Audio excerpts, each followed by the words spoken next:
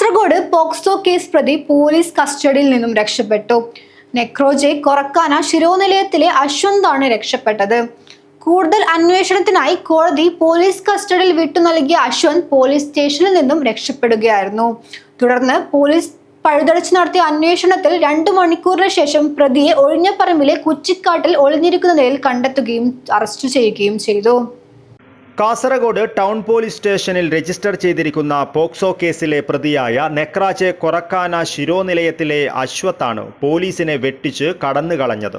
ഇയാളെ town police POCSO കേസിൽ പിടികൂടുകയും കോടതിയിൽ ഹാജരാക്കുകയും ചെയ്തിരുന്നു.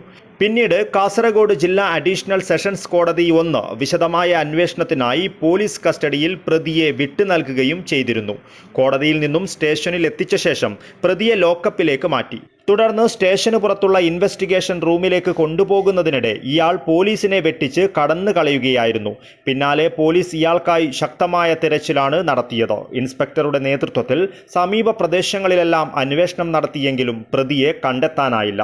പോലീസിനെ വെട്ടിച്ച് കടന്നുകളഞ്ഞതിന് പ്രതിക്കെതിരെ കേസെടുക്കുകയും കൂടുതൽ പോലീസ് സംഘം തിരിഞ്ഞ് തെരച്ചിൽ തുടരുകയും ചെയ്തു.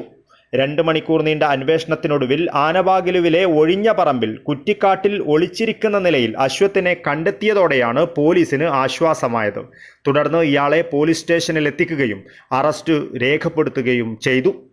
News bureau, Kasaragod.